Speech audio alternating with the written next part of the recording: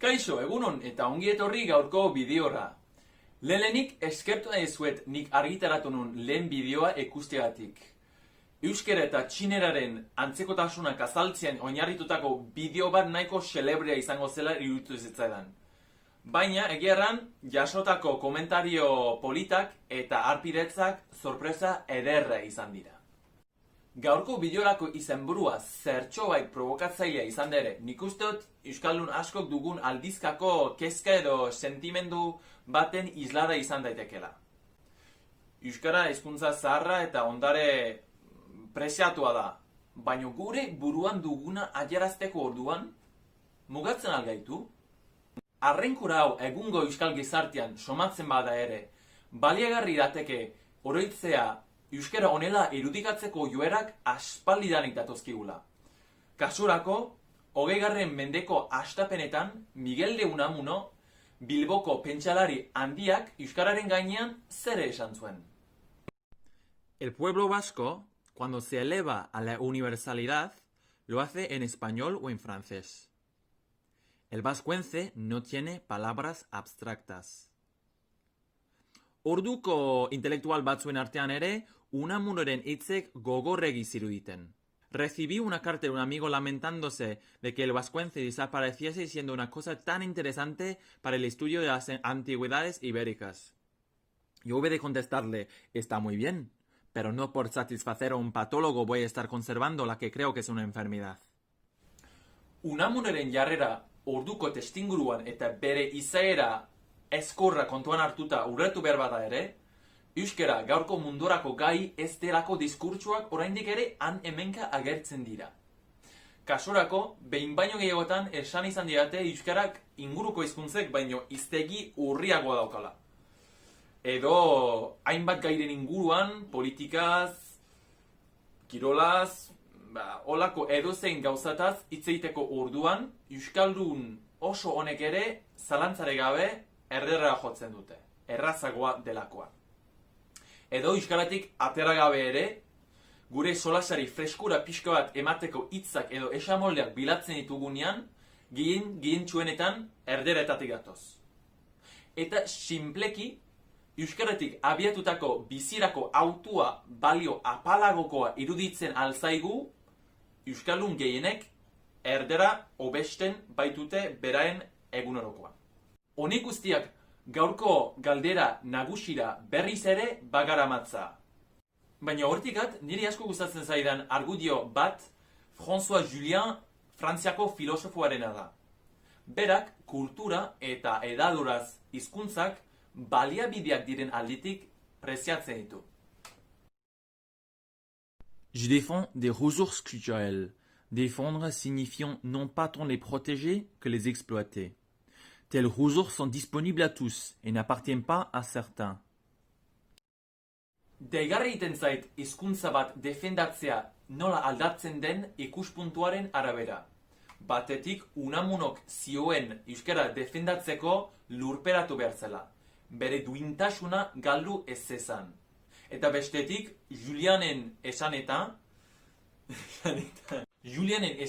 ustiatu behar dira.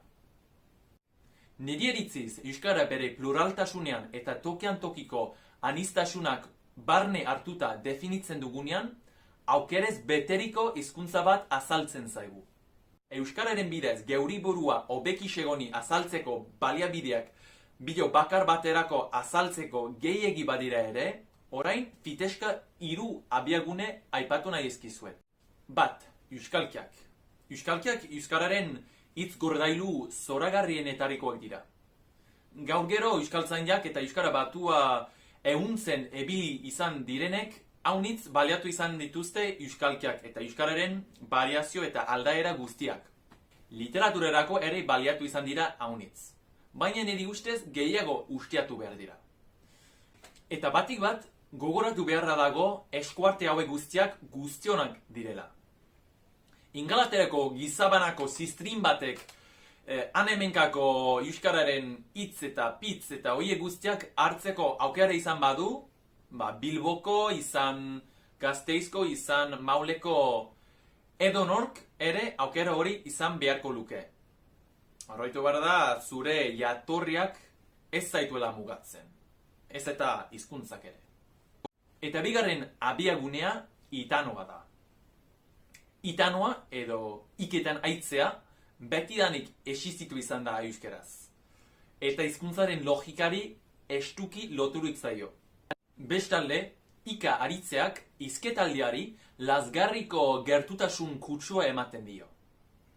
Eta azkenik erdara, edo hobeki erranik erdarak, pluralian.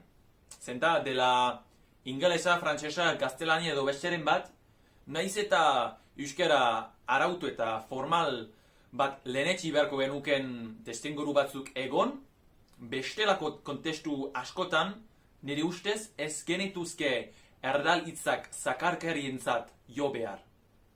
Azken baten, ongi da hizkuntza babestea eta erregistroak desberdintzea, baino onartu behar da euskaldunak eleaniztunak direla, eta azken baten, euskararen aberastasun gordailu handi bat hortik ere badator. Konparazione batera, guztiok ingelesa aldenarekin eta alden guztietan hitz egin nahi dugunetan, interesgarria da ikustea ingelesaren hiztegiaren erena baino gutxiago frantsesetik horra zela.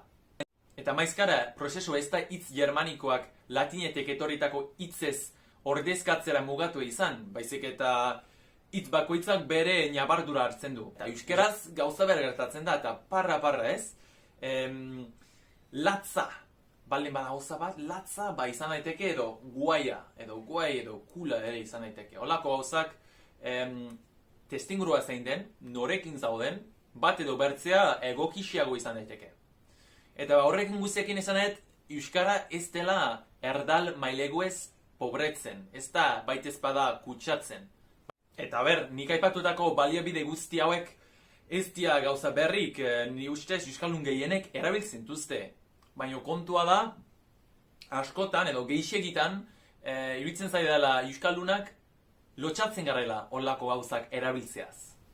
Edo konplexoak ditugu, batek bat euskara definitzen dugulako bere zartasunez, eta ez bere bizitasunez. Euskarak beti izango ditu bere sustrai misteriotxoak. Baina jatorri ez ezaguna izateak ez liguke gure eguneroko komunikazioa baldintzatu beharko. Beraz, hizkuntza ongiak inez gero, eta horri garrantzitsua da, nik uste euskararen mugak nahi bezain malgu diratekela.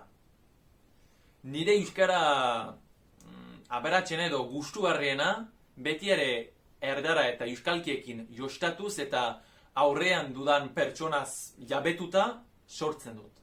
Bukatzeko orduan, euskara ez da museo baterako erakustaldi bat. Ez eta aztarnategi urrun batetik ataratako fosil hauskor bat ere. Nire esperientzian, euskarak animaleko libertatia ematen digu. Eta gaur egun, mundu mailan hainbat hizkuntza ikasteko zeharkako zein zuzeneko prezioa azkartuz dihualarik, hizkuntza hau ez litzateke mundu zaharraren azken arrasto kutsatu bezala konsideratu beharko.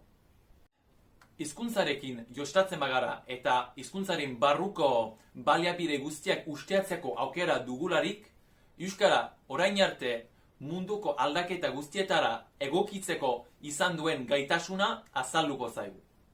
Bueno, hori da gaurko bideorako. Eskerrik asko honaino iristeatik, eta, niretzat nahiko intentsua izan da. Ez baiz oraindik arpidetu eta ez bago prest hola subskribitzeko, agian abonatuko ez. Izan untxa!